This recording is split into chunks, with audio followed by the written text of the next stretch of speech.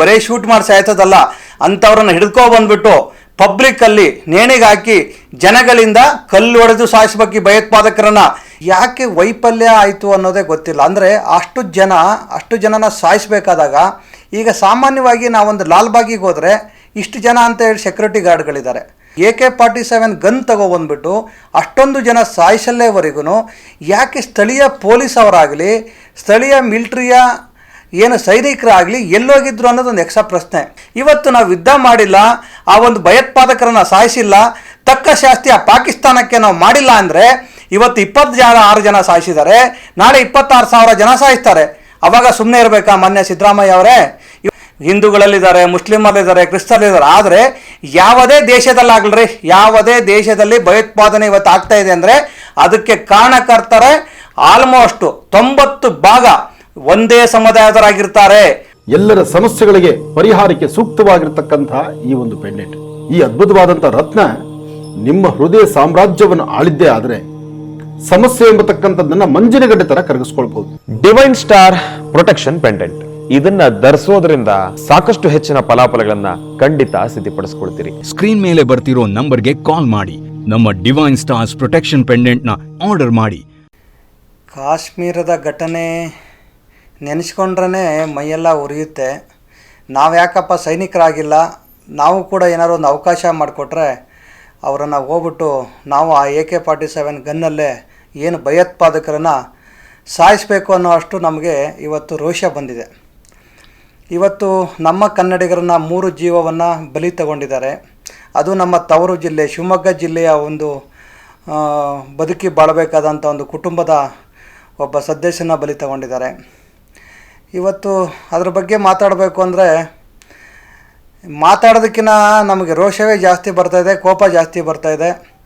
ಇವತ್ತು ನಾವು ಭದ್ರತೆ ಅಂದ್ರೇ ಪ್ರಮುಖತೆ ಕೊಟ್ಟು ಸರ್ಕಾರ ನಡೆಸುವಂಥ ನಮ್ಮ ಮೋದಿ ಸಾಹೇಬರು, ಏನು ಕೇಂದ್ರ ಸರ್ಕಾರ, ಅಮಿತ್ ಶಾ ಅಂತ ಇರುವಂಥ ಒಬ್ಬ ಒಳ್ಳೆಯ ಈಗ ಹೋಮ್ ಮಿನಿಸ್ಟರ್ ಇರ್ಬೋದು, ರಾಜನಾಥ್ ಸಿಂಗ್ ಅಂತವರು ಏನು ನಮ್ಮ ಇವಾಗ ಮಿನಿಸ್ಟರ್ಗಳಿರ್ಬೋದು, ಯಾಕೆ ವೈಫಲ್ಯ ಆಯಿತು ಅನ್ನೋದೇ ಗೊತ್ತಿಲ್ಲ. ಅಂದರೆ ಅಷ್ಟು ಜನನ ಸಾಯಿಸಬೇಕಾದಾಗ, ಈಗ ಸಾಮಾನ್ಯವಾಗಿ ನಾವೊಂದು ಲಾಲ್ಬಾಗಿಗೆ ಹೋದರೆ ಇಷ್ಟು ಜನ ಅಂತ ಹೇಳಿ ಸೆಕ್ಯೂರಿಟಿ ಗಾರ್ಡ್ಗಳಿದ್ದಾರೆ ಅಥವಾ ಪೊಲೀಸರು ಇದ್ದಾರೆ. ಯಾರೋ ಒಂದು ಹುಡುಗಿ ಕೂತ್ಕೊಂಡ್ರು, ಲಾಲ್ಬಾಗಲ್ಲಿ ಕೂತ್ಕೊಂಡ್ರು, ತಕ್ಷಣ ಪೊಲೀಸರು ಬರ್ತಾರೆ.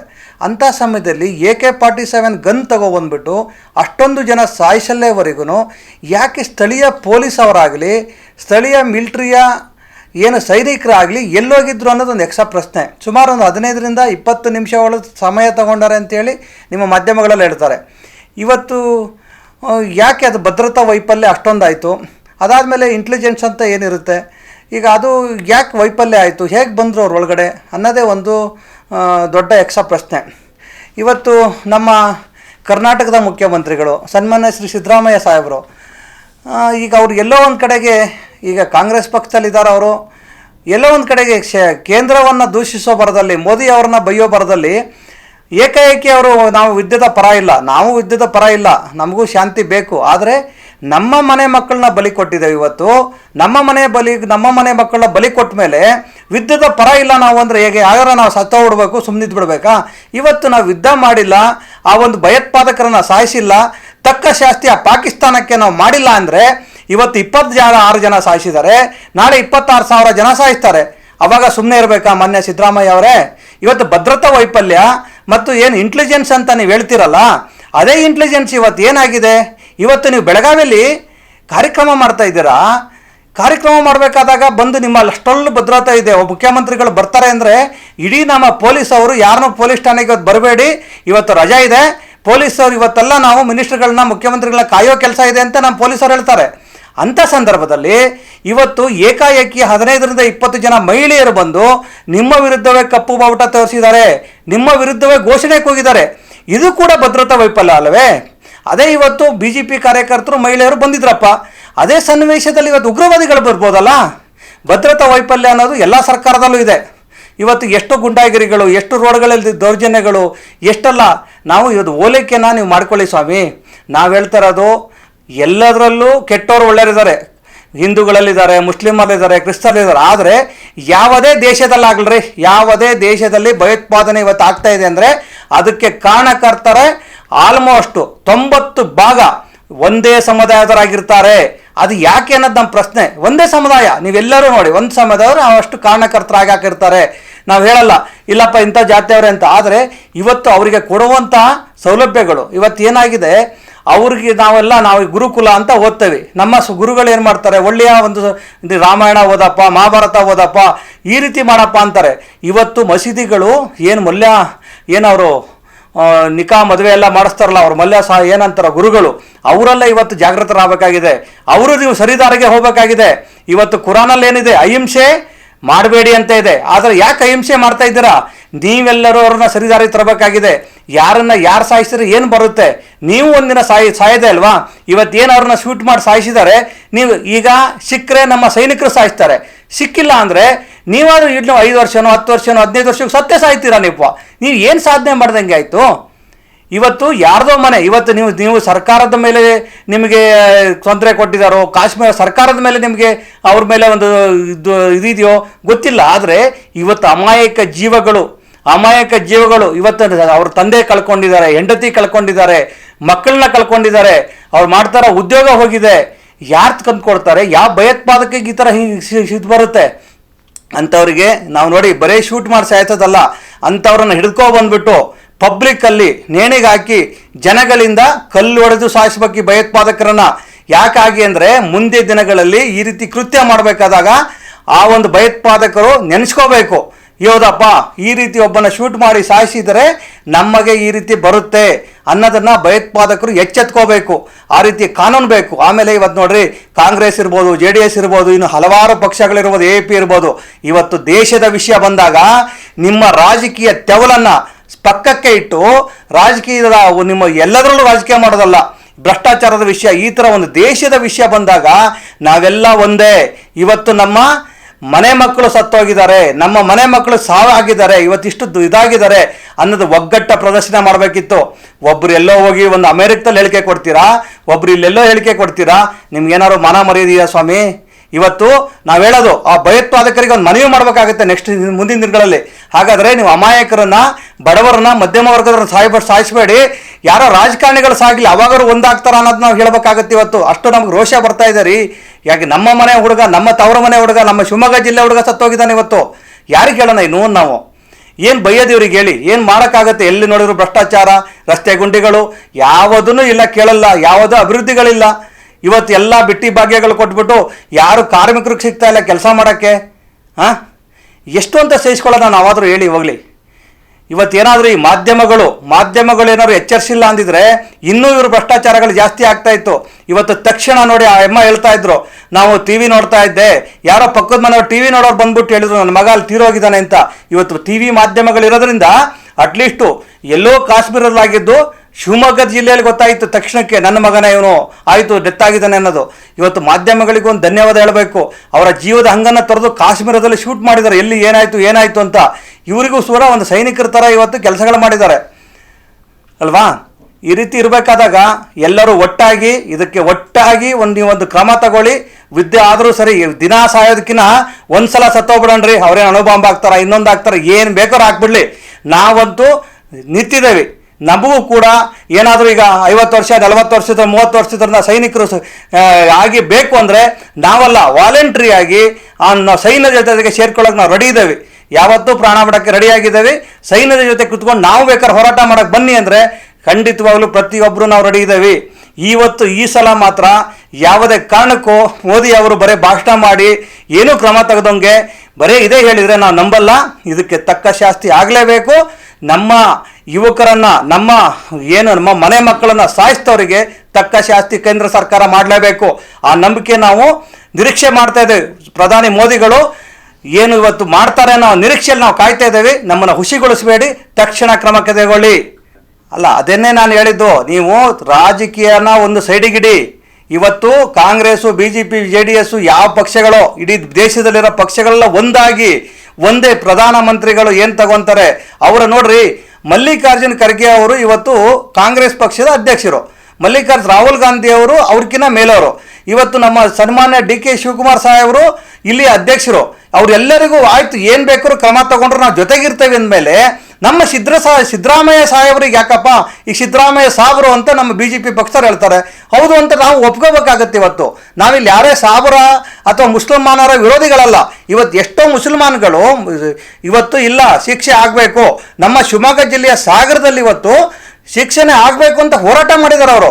ಇಂಥ ಸಂದರ್ಭದಲ್ಲಿ ಒಬ್ಬ ರಾಜ್ಯದ ಮುಖ್ಯಮಂತ್ರಿಯಾಗಿ ಅದು ಈ ಇಳಿ ವಯಸ್ಸಲ್ಲಿ ಅವರನ್ನು ನಾವು ಹೆಂಗೆ ನೋಡ್ತೇವೆ ಅಂದರೆ, ಅವರು ಕೂಡ ಸಿದ್ದರಾಮಯ್ಯ ಅವರು ಮುಖ್ಯಮಂತ್ರಿಯಾಗಿ ಸತತ 10 ವರ್ಷ 12 ವರ್ಷ ಮಾಡಿದ್ದಾರೆ. ಅವರು ಒಂದಿನ ಪ್ರಧಾನಮಂತ್ರಿ ಆಗಲಿ ಅಂತ ನಾವು ಬಯಸ್ತಾ ಇದ್ದೇವೆ. ಅಂಥವ್ರಿಗೆ ದೇಶದ ಚುಕ್ಕಾಣಿ ಕೊಡಬೇಕು ಅಂತ ನಾವು ಕನ್ನಡಿಗರು ಬಯಸ್ತಾ ಇದ್ದೇವೆ. ಇಂಥ ಸಂದರ್ಭದಲ್ಲಿ ಒಂದು ದೇಶನ ಸುರಕ್ಷತೆಗೋಸ್ಕರ ನಾನು ಎಲ್ಲ ಇಲ್ಲ, ನಾನು ನನ್ನ ದೇಶ ಸುರಕ್ಷತೆಗೋಸ್ಕರ ನಾನು ಏನು ಬೇಕಾದ್ರೂ ಮಾಡ್ತೇನೆ, ಅವ್ರು ಯುದ್ಧ ಮಾಡ್ತೀರಾ ಮಾಡಿ ಅಂತ ಇವ್ರು ಒತ್ತಾಯ ಮಾಡಬೇಕಿತ್ತು. ಅವರಿಗೆ ತಕ್ಕ ಶಾಸ್ತಿ ಕೇಂದ್ರ ಸರ್ಕಾರ ಮಾಡಬೇಕು. ನಿಮ್ಗಾಗಿಲ್ಲ ಅಂದ್ರೆ ರಾಜೀನಾಮೆ ಕೊಡಿ ಅಂತ ಹೇಳಬೇಕಾಗಿತ್ತು. ಇಂಥ ಸಂದರ್ಭದಲ್ಲಿ ನೀವು ಸಿದ್ದರಾಮಯ್ಯ ಅವರೇ, ಇಂಥ ಸಂದರ್ಭದಲ್ಲಿ ನೀವು ಹೇಳ್ತಿರಲ್ಲ ಯುದ್ಧ ಬೇಡ ನಮಗೆ, ನಾವು ಶಾಂತಿಯ ತೋಟ. ಯಾವದ್ರಿ ಶಾಂತಿ ತೋಟ? ನಮ್ಮನ್ನ ರಕ್ತ ಹರಿಸಿದ್ದಾರೆ, ಅವರು ಬಲಿಪಶು ಮಾಡಿದ್ದಾರೆ. ಅದು ರೀ ಚಿಕ್ಕ ಚಿಕ್ಕ ಮಕ್ಕಳ ಎದುರುಗಡೆ ಅವರ ತಂದೆನ ಸಾಯಿಸಿದ್ದಾರೆ, ಗಂಡದಿರನ್ನ ಸಾಯಿಸಿದ್ದಾರೆ. ಅಂಥ ಸಂದರ್ಭದಲ್ಲಿ ನಾವು ಶಾಂತಿ ಬಯಸ್ತೇವೆ ಅಂದ್ರೆ ಎಲ್ಲಿಂದ ಬರುತ್ತೆ ರೀ ಶಾಂತಿ? ನಿಮಗೆ ರೋಷ ಇಲ್ವಾ? ನಿಮಗೆ ಕರ್ನಾಟಕ ಅಂದರೆ ನೀವು ಒಂದು ತಂದೆ ಸ್ಥಾನ. ಇವತ್ತು ನೀವಿರೋದು ನಮಗೆಲ್ಲ ನೀವು ಒಂದು ತಂದೆ ಸ್ಥಾನ, ಗುರುವಿನ ಸ್ಥಾನ. ಕರ್ನಾಟಕದಲ್ಲಿ ಸಿದ್ದರಾಮಯ್ಯ ಅವರು ಇರೋದ್ರಿಂದ ನಾವು ನೆಮ್ಮದಿಯಾಗಿ ಬದುಕ್ತಾ ಇದ್ದೇವೆ ಅಂತ ನಾವು ಇವತ್ತು ಅಂದ್ಕೊಂಡು ಬದುಕ್ತಾ ಇದ್ದೇವೆ. ನೀವೇ ಕೈ ಚೆಲ್ಲಿಬಿಟ್ರೆ ಯುದ್ಧ ಬೇಡ ಶಾಂತಿ ಬೇಕು ಅಂದರೆ ನಾವು ಎಲ್ಲಿಗೆ ಹೋಗೋಣ ಸ್ವಾಮಿ? ಇವತ್ತು ನೋಡಿ ಇಷ್ಟೆಲ್ಲ ಗಲಾಟೆಗಳಾಗ್ತಾ ಇದ್ದಾವೆ. ಅದೇ DG ಹಳ್ಳಿ KG ಹಳ್ಳಿ ಒಬ್ಬ ಇವನ್ನ ಮನೆ ಸುಟ್ಟವಾಗ ನೀವೇನಾದ್ರು ಒಳ್ಳೆ ಕ್ರಮ ತಗೊಂಡು ಅವರಿಗೆಲ್ಲ ಜೈಲಿಗಟ್ಟಿದ್ರೆ, ಇವತ್ತು ಬೀದಿಯಲ್ಲಿ ಮಚ್ಚಿಡ್ಕೊಂಡು ಓಡಾಡ್ತಾರೆ ಹುಡುಗರುಗಳು. ಬೀದಿಯಲ್ಲಿ ಹೇಳ್ತಾರೆ. ಯಾವುದೇ ಒಂದು ಮುಸಲ್ಮಾನರ ಮೇಲೆ ಇವತ್ತೊಂದು FIR ಮಾಡೋದಕ್ಕೆ 1000 ಸಲ ಒಂದು ಸ್ಟೇಷನ್ಗಳಲ್ಲಿ ಯೋಚನೆ ಮಾಡ್ತಾರೆ. ಇದೆಲ್ಲ ನಿಮ್ಮ ಓಲೈಕೆ ಸ್ವಾಮಿ. ಬರೇ ನಿಮಗೆ ಓಟ್ ಹಾಕ್ತಾರೋ ಒಂದೇ ಸಮುದಾಯ ಅಲ್ಲ. ಆಮೇಲೆ ನಮ್ಮ ಭಾರತದ ಮುಸ್ಲಿಮ್ಗಳು, ನಮ್ಮ ಭಾರತದ ಏನು ಮುಸಲ್ಮಾನರು ಎಲ್ಲರೂ ಭಯೋತ್ಪಾದಕರಲ್ಲ. ಯಾರೋ ಒಬ್ಬರೋ ಇಬ್ಬರು ಸಪೋರ್ಟ್ ಮಾಡ್ಬೋದು. ಎಲ್ಲರೂ ಕೂಡ ನಾವು ಅಣ್ಣ ತಮ್ಮದಿರ ಥರ ಅನ್ಯೂನ್ಯವಾಗಿದ್ದೇವೆ. ಅದನ್ನು ನೀವು ಯಾವುದೋ ರಾಜಕೀಯ ತೆವಲಿಗೋಸ್ಕರ ನಾನೇನಾದ್ರು ಪಾಕಿಸ್ತಾನದ ಮೇಲೆ ಯುದ್ಧ ಮಾಡಿ ಅಂತ ಹೇಳ್ಬಿಟ್ರೆ ನನಗೆಲ್ಲಿ ಕಾಂಗ್ರೆಸ್ಸಿಗೆ ಓಟ್ ಹಾಕಲ್ವ ಮುಸಲ್ಮಾನ್ಗಳು ಅನ್ನೋದು ತಲೆಯಿಂದ ತೆಗೆದುಹಾಕ್ಬಿಟ್ಟು ಇವತ್ತು ಮುಸಲ್ಮಾನವರಿಗೂ ಕೂಡ ನೆಮ್ಮದಿ ಬೇಕಾಗಿದೆ. ಇದು ಎಷ್ಟು ದಿನ ಅಂತ ಸಹಿಸ್ಕೊಳ್ಳೋಣ ಪಾಕಿಸ್ತಾನ ಅಂತ ಹೇಳಿ? ಒಂದ್ಸಲ ಯುದ್ಧ ಆಗುತ್ತೋ ಏನಾಗುತ್ತೋ ಆಗಲಿ ಅನ್ನೋದೊಂದು ಭಾವನೆಗೆ ನಮ್ಮ ಭಾರತದ ಮುಸಲ್ಮಾನ್ಗಳು ಬಂದಿದ್ದಾರೆ. ಅದಕ್ಕೋಸ್ಕರ ನೀವೆಲ್ಲ ಮುಖ್ಯಮಂತ್ರಿಗಳು ಎಲ್ಲರೂ ಒಂದೊಂದು ಹೇಳಿಕೆ ಕೊಡದೆ ನಾವೆಲ್ಲ ಒಟ್ಟಾಗಿದ್ದೇವೆ ಅನ್ನೋದನ್ನ ನೀವು ಪಾಕಿಸ್ತಾನಕ್ಕೆ ಇವತ್ತು ತೋರಿಸ್ಬೇಕು ಅಂತ ಹೇಳ್ತಾ ನಮ್ಮ ಸಿದ್ದರಾಮಯ್ಯ ಅವರಿಗೆ ಒಂದು ಮನವಿ ಮಾಡ್ಕೊಂತ ಕೈ ಮುಗಿದು ಇವತ್ತು ನೀವು ಒಂದೇ ಸಲ ನೆನೆಸ್ಕೊಳ್ಳಿ. ಇವತ್ತು ಒಂದು ಸಲ ಆ ಒಂದು ಮನೆ ಮಕ್ಕಳನ್ನ ನೆನೆಸ್ಕೊಳ್ಳಿ. 3 ಜನ ಏನು ಸತ್ತೋಗಿದ್ರು ನಮ್ಮ ಕರ್ನಾಟಕದವರು, ಏನು 27 ಜನ ಎಲ್ಲ ಸತ್ತವ್ರೆ, ಅವರ ಮನೆಯ ಪರಿಸ್ಥಿತಿ ನೆನೆಸ್ಕೊಳ್ಳಿ. ಯಾವೊಂದು ಸಾವನ್ನ ಏನಾಗುತ್ತೆ ಸತ್ತವಾಗ ಎಷ್ಟು ನೊಂದು ಹೋಗ್ತೇವೆ ಅಂತ ಅನುಭವ ನಿಮಗಿದೆ, ನಾವು ಹೇಳಬೇಕಾಗಿಲ್ಲ. ಆ ಪರಿಸ್ಥಿತಿನ ನೆನೆಸ್ಕೊಂಡು ಸಿದ್ದರಾಮಯ್ಯ ಅವರೇ ದಯಮಾಡಿ ನಮ್ಮ ಕರ್ನಾಟಕದ ಮರ್ಯಾದೆನ ತೆಗೆಯುವಂಥ ಕೆಲಸ ಮಾಡಬೇಡಿ. ನೀವು ಬೆಂಬಲ ಕೊಡಿ ಅಂತ ನಾವು ಹೇಳ್ತಾ ಇದ್ದೇವೆ ಕೈ ಮುಗಿದು. ಅದೇ ರೀ, ಭಾರತೀಯರ ಅಂತ ಕೇಳಿದ್ದಾರೆ. ಆಮೇಲೆ ಮುಸಲ್ಮಾನರು ಅಂತ ಇವರೇನೋ ಅವರೊಂದು ಕುರಾನನ್ನು ಅಥವಾ ಏನೋ ಸ್ಮರಣೆ ಮಾಡ್ತಾ ಇದ್ದಾಗ ಬಟ್ಟೆಯನ್ನು ಬಿಚ್ಚಿ ಪ್ಯಾಂಟ್ ಒಳಗಡೆ ಚೆಕ್ ಮಾಡಿ ಸಾಯಿಸಿದ್ದಾರೆ. ಎಷ್ಟು ಕ್ರೂರಿರ್ತನ ಅವ್ರಿಗೆ ಇರ್ಬೋದು ಅಂತ ಇದರಲ್ಲಿ ಅರ್ಥ ಆಗುತ್ತೆ. ಆದರೆ ಇವತ್ತು ಭಾರತ ಅಂದರೆ ಅಷ್ಟು ಕೇವಲನಾ? ಆದರೆ ಅಲ್ಲಿ ಬೇರೆ ಬೇರೆ ದೇಶದವ್ರು ಬಂದಿದ್ರು. ಈಗ ಏನಾಗುತ್ತೆ, ಬೇರೆ ದೇಶದವರನ್ನು ಏನಾದರೂ ಈ ಥರ ಸಾಯಿಸಿದರೆ ಆ ದೇಶವು ಕೂಡ ತಿರುಗಿಬಿಡುತ್ತೆ ಪಾಕಿಸ್ತಾನದ ಮೇಲೆ ಅನ್ನೋದು ಅವ್ರಿಗೆ ಮನವರಿಕೆ ಇತ್ತು. ಇದು ಪೂರ್ತಿಯಾಗಿ ಟ್ರೈನಿಂಗ್ ಕೊಟ್ಟು ಕಳಿಸಿರುವಂಥ ಇದು. ಯಾಕೆಂದರೆ ನೋಡಿ, ಇದರಲ್ಲಿ ಯಾರು ಶಾಮೀಲಾಗಿದ್ದಾರೋ, ಯಾರು ವೋಟ್ ಬ್ಯಾಂಕಿಗಾಗಿ ಮಾಡಿದಾರೋ, ಇವತ್ತು ನಮ್ಮ ಮನೆ ಮಕ್ಕಳು ಸತ್ತೋಗಿದ್ದಾರೆ.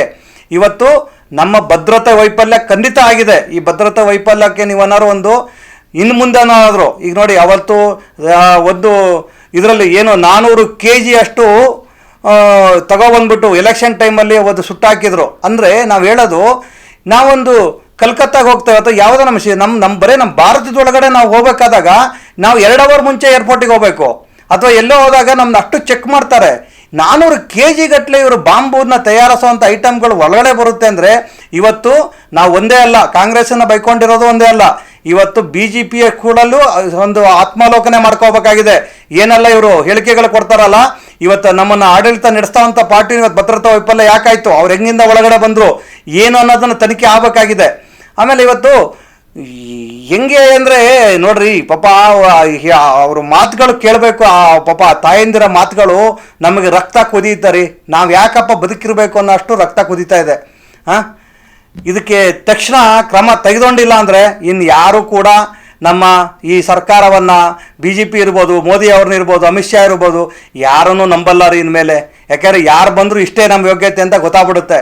ತಕ್ಷಣ ಇದಕ್ಕೇನಾದ್ರು ಕ್ರಮ ತಗೊಂಡು, ಬರೀ ಇದಷ್ಟೇ ಅಲ್ಲ, ಯಾರೋ ಒಂದಲ್ಲ 26 ಜನ ಸತ್ತಾಗ ಕ್ರಮ ತಗೊಳ್ಳೋದಲ್ಲ, ಮುಂದಿನ ದಿನಗಳಲ್ಲಿ ಭದ್ರತಾ ವೈಫಲ್ಯ ಆಗದಿದ್ದಂಗೆ ಇಂಟೆಲಿಜೆನ್ಸ್ ಡಿಪಾರ್ಟ್ಮೆಂಟ್ಗೆ ಏನೆಲ್ಲ ಮಾಹಿತಿಗಳು ಬರುತ್ತೆ ಆ ರೀತಿಯಾಗಿ ಇವತ್ತು ಕೊಡಬೇಕು. ಇವತ್ತು ನೋಡ್ರಿ, ಕಾಶ್ಮೀರ ಇವತ್ತು ಉಗ್ರವಾದಿಗಳಿಂದ ಮುಕ್ತ ಆಗಿದೆ. ಕಾಶ್ಮೀರ ಇವತ್ತು ಉಗ್ರವಾದಿಗಳಿಲ್ಲ. ಕಾಶ್ಮೀರದಲ್ಲಿ ಯಾರು ಬೇಕಾದ್ರೂ ಪ್ರವಾಸಿಗಳು ಬರ್ಬೋದು.